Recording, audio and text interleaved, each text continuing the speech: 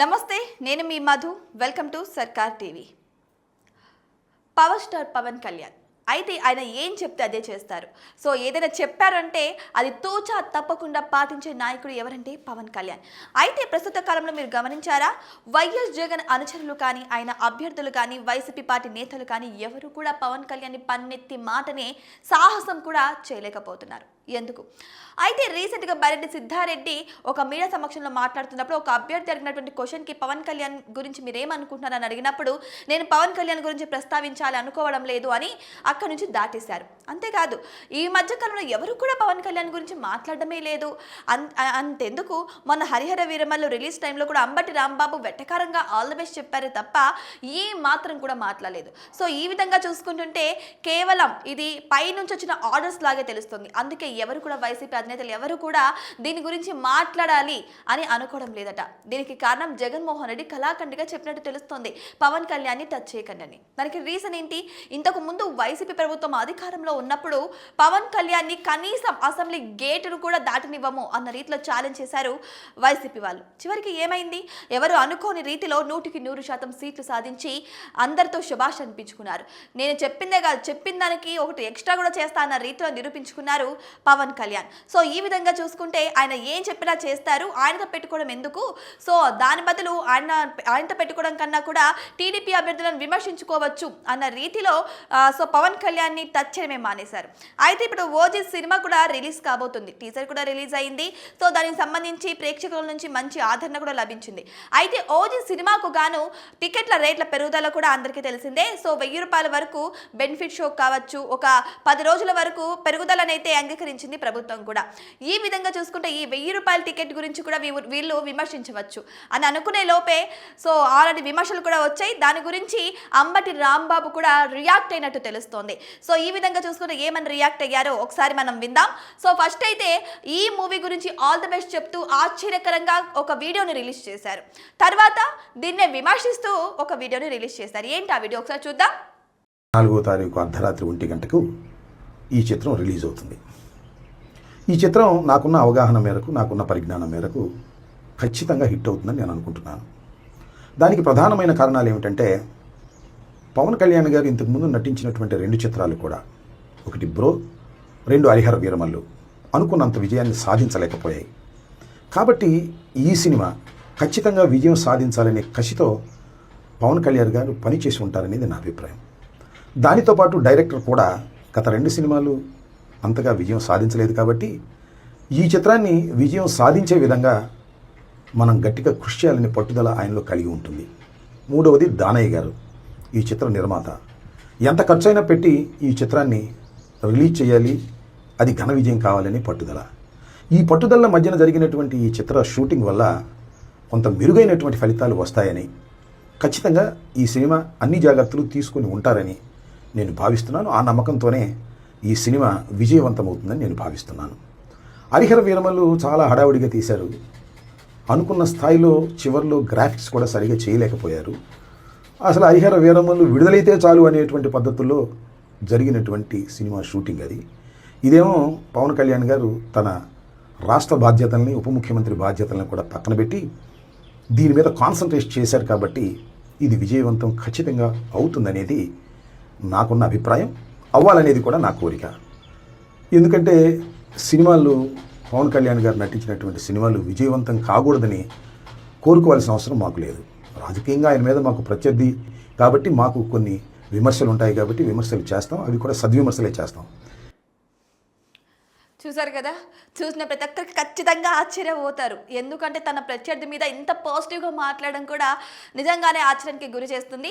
So నిజంగానే అంబటి గారు ఏ విధంగా మాట్లాడడం కూడా చర్చకు దారితీస్తుంది. ఏంటి అంటే, ఇంతకు ముందు తీసినటువంటి హరిహర వీరమల్లు కానీ, దానికి ముందు తీసినటువంటి బ్రో కానీ సక్సెస్ అందుకోలేకపోయింది. ఖచ్చితంగా ఇప్పుడు ఓజీ సక్సెస్ అవుతుంది. ఎందుకు అంటే దీనికి కారణం, లాస్ట్ టైం హరిహర వీరమల్లును రిలీజ్ అయితే చాలు అన్న రీతిలో తీశారు కాబట్టి, క్లైమాక్స్ కూడా సరిగ్గా తీయలేకపోయారు కాబట్టి, అది తగినంత ప్రజాదరణ పొందలేదు. లేదు. కానీ ఇప్పుడు ఓజీ అలా కాదు. ఇక్కడ దర్శక నిర్మాతలు కానీ వారి వారి కష్టాన్ని చూపించుకోవడానికి కూడా ఈ మూవీని తీసినట్టు తెలుస్తుంది. భారీ బడ్జెట్తో కూడా తీసినట్టు తెలుస్తుంది. సో అంతేకాదు ఉప ముఖ్యమంత్రి అయినటువంటి పవన్ కళ్యాణ్ తన బాధ్యతలు పక్కన పెట్టి సినిమా తీసా అన్నారే, ఇది 100% తప్పండి. నిజంగానే ఆ బాధ్యతలు పక్కన పెట్టేస్తే కొన్ని ఆటవిక గ్రామాలకు రోడ్లు ఎలా వస్తాయండి? ఆ గ్రామాలకు రోడ్లు ఎలా వస్తాయి? ఆ గ్రామాలకి ఈయన ఎలా చెప్పులను పంచి పెడతారు? కొన్ని మహిళలకి ఎలా చీరలను పంచి పెడతారు? ఈయన సక్రమంగా నిర్వర్తించుకుంటూనే సినిమా షూటింగ్లో పార్టిసిపేట్ చేశారు. ఓకే, ఆయన కష్టం ఉంది అందులో. సినిమా షూటింగ్కి ఇటుపక్క ప్రజాదరణకి ప్రజల యొక్క సమస్యలు తీర్చడానికి టైం అస్సలు సరిపోదండి. ఇంత కష్టపడ్డారు కాబట్టే ఓజీ సక్సెస్ అవుతుందని కూడా వారి ఫ్యాన్స్ కావచ్చు, ప్రజలు కావచ్చు, నిజంగా ఫ్యాన్స్ కంటే కూడా సామాన్య ప్రజలు కూడా ఎక్కువగానే ఎదురు చూస్తున్నారండి ఓజీ కోసం. సో ఆ రేంజ్లో దూసుకుపోతుంది. సో అంబటి గారు ఇలా చాలా పాజిటివ్గానే రెస్పాండ్ అయ్యారు. ఏంటా అని అనుకున్న టైంలోనే ఇంకొక వీడియో కూడా రిలీజ్ అయింది. సో ఆ వీడియోని కూడా ఒకసారి చూద్దాం. పవన్ కళ్యాణ్ గారు అపోజిషన్లో ఉన్నప్పుడు, మేము అధికారంలో ఉన్నప్పుడు, అంతకు ముందు కూడా తెలుగుదేశం అధికారంలో ఉన్నప్పుడు కూడా చాలా విషయాలు మాట్లాడారు. అవినీతి గురించి మాట్లాడారు, అక్రమాల గురించి మాట్లాడారు. నేను ఇవాళ మనవి చేస్తున్నాను, పవన్ కళ్యాణ్ గారు మీరు ముఖ్యమంత్రిగా ఉన్నప్పుడు మీరు నటించినటువంటి చిత్రం రిలీజ్ రోజున ₹1000 మీరు టికెట్ పెట్టారు. ఇది అవినీతి కాదా? ఇది అధికారం దుర్వినియోగం కాదా అనేది నా ప్రశ్న. సరే, దొరకరించుకుపోతానంటే నేను చేయగలిగేది లేదు.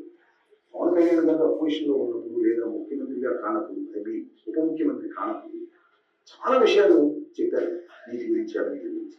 కానీ అధికారంలోకి వచ్చిన తర్వాత ఏమీ తేడా లేదు. తెలుగుదేశం ఎంత అవినీతికరమైన రాజకీయ పార్టీని, నేను కూడా దాంతో పోటీ పడి అవినీతి చేసుకునేటువంటి భావన కలిగే విధంగా రాష్ట్ర ప్రజానీకాన్ని నేను కలిగిస్తున్నాను. మీకు బయట టికెట్ పెట్టి ఈ సినిమాను రిలీజ్ చేసుకోవడం అంటే ఎంత స్వార్థపూరితమైనటువంటి విషయాన్ని నేను తెలియగలుగుతాను. మీరు ఇవాళ చాలా విషయాల గురించి మాట్లాడుతున్నారు, వీటి గురించి మాట్లాడుతున్నారు. నేను ఒకటి మాత్రం చాలా స్పష్టంగా చెప్పదలుచుకున్నాను. పవర్ స్టార్కి, గ్యాంగ్ స్టార్కి కూడా మీరు అవినీతికి హద్దులు లేని విధంగా ప్రవర్తన చేస్తున్నారు మీ కూటమి ప్రభుత్వం. చివరకు మీరు నటించిన చిత్రాన్ని కూడా అవినీతిమయం చేసేటటువంటి కార్యక్రమం చేస్తున్నారు. ఇది చాలా దురదృష్టకరమైనటువంటి పరిణామం. మీరు ఎవరికి నీళ్ళు చెప్పినా అది సమంజసంగా ఉండదనే విషయాన్ని మీపైన ఖండించాలని కోరుకుంటూ, మీ గ్యాంగ్ స్టార్ అద్భుతమైన విజయాన్ని సాధించాలి.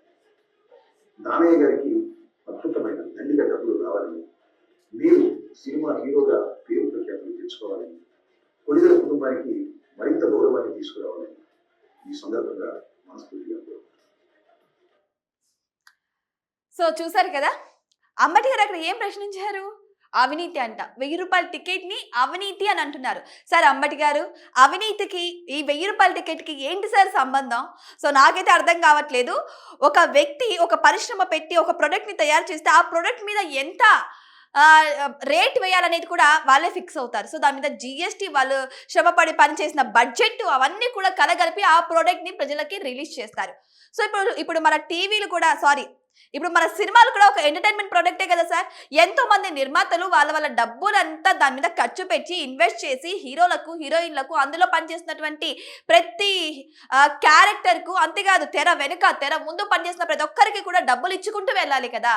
సో అది కూడా ఒక ప్రోడక్ట్ లాంటిదే. ఇది ఒక ఎంటర్టైన్మెంట్ ప్రోడక్ట్. దీనికి కూడా వాళ్ళు నిర్ణయించుకోవచ్చు. అయినా సరే ప్రజలకు అందుబాటు ధరలోనే టికెట్లు ఇవ్వడం కూడా జరుగుతుంది. కనీసం వాళ్ళు ఇంత బడ్జెట్ పెడుతున్నప్పుడు వాళ్ళకు కొంచెం లాభం రావాలి కదా. అయినా ఓకే, మీరు అవినీతి అంటున్నారు, దీంట్లో ఏం అవినీతి ఉంది సార్? అవినీతి అంటే ఏంటో తెలుసా? ఒకరు ఏదైనా ఒక రోడ్ల నిర్మాణం కానీ, లేకపోతే ఒక నది నిర్మాణం కానీ, ఒక స్కూల్ నిర్మాణం కానీ చేస్తున్నప్పుడు కాంట్రాక్టర్స్ తీసుకుంటారు. ప్రభుత్వం నుంచి ఒక 50 లక్షలు తీసుకుంటే అందులో 25 లక్షలు వాళ్ళ జోబులో పెట్టుకొని 25 లక్షలతో ఆ యొక్క నిర్మాణాన్ని పూర్తి చేస్తే అది అవినీతి అవుతుంది తప్ప ఇదెందుకు అవినీతి అవుతుంది సార్? అవినీతికి టికెట్ రేటుకి ఏంటి సార్ సంబంధం? సో మీరు ఒక పొలిటీషియన్, మీరు చెప్పేవి ప్రజలు నిజమని నమ్ముతారు కాబట్టి ఇలాంటి వాటికి అవినీతికి ముడి కట్టడం ఎంతవరకు కరెక్ట్ అంటారు? సో ఇది అసలు కరెక్టే కాదని నేను అంటాను. సో ఈ విధంగా చూసుకుంటే ₹1000 టికెట్ పెంచారు, బాగానే ఉంది. ఫ్యాన్స్ తీసుకుంటున్నారు, అంతా బాగానే ఉంది. కానీ ఎవరినైనా బలవంతం చేశారా? నువ్వు ఈ సినిమా చూసి తీరాలి, నువ్వు ₹1000 టికెట్ కొని తీరాలని ఎవరి మీద బలవంతం చేశారా? రుద్దారా? వాళ్ళందుకు వాళ్ళు స్వతహాగా వెళ్తున్నారు, అభిమానం కొద్ది కొంటున్నారు, చూస్తున్నారు. అది వాళ్ళ ఇష్టం. వాళ్ళకి అంత బడ్జెట్ పెట్టలేని స్థితిలో, వాళ్ళంత డబ్బు చెల్లించలేని స్థితిలో కొన్ని రోజులు ఆగి చూస్తారు. అంటే 10 రోజులే కదా టికెట్ రేటు పెరుగుదల, తర్వాత ఆగి చూస్తారు, అభిమానం కొద్ది వెళ్తారు. సో ఇది కూడా ఆదరణే, వన్ టైప్ ఆఫ్. అంటే మీరు అన్నట్టు 1000 రూపాయల టికెట్ ఇష్టం లేని వాళ్ళు కొనరు కదా, ఇష్టం ఉన్న వాళ్ళే కదా కొంటారు. అరే వద్దు వద్దు 1000 రూపాయలు పక్కన పెట్టండి, 1,00,000 రూపాయలు వేల మేసి మరి టికెట్లు కొంటున్నారు, మరి దీన్నేమంటారు? వాళ్ళకి డబ్బులు ఎక్కువైపోయి కొంటున్నారంటారా? సో ఈ విధంగా చూసుకుంటే ఈ యొక్క మాట మాత్రం కరెక్ట్ కదని నేను అనుకుంటున్నాను. ఇంకొక మాట కూడా అన్నారు, ఆయన సినీ పరంగా, సినిమా ఇండస్ట్రీ పరంగా ఆయన ఇంకా మరిన్ని ఎదగాలని చూస్తున్నారు. ఆయన సినీ పరంగానే కాదు, రాజకీయంగా కూడా ఎదుగుతారండి. సో ఈ విధంగా చూసుకుంటే ఆయన సినిమా కూడా సక్సెస్ అవుతుంది అవ్వదనేది ఆయన అభిమానుల చేతుల్లోనే ఉంటుంది. సో ఈ విధంగా అవినీతికి టికెట్కి ముడిపెట్టడం సమంజసం కాదు అని చెప్పేసి నేను అంటున్నాను. సో దయచేసి ఈ మాటను కొంచెం సరి చేసుకుంటే బెటర్ అని ఆప్షన్ కూడా చాలా మంది అంటున్నారు. సో చూసారు కదా, మరి ఓజీ సినిమా గురించి మీరేమనుకుంటున్నారు? టికెట్ ధర 1000 రూపాయల గురించి మీ అభిప్రాయం ఏంటి? కామెంట్ బాక్స్లో కామెంట్ చేయండి.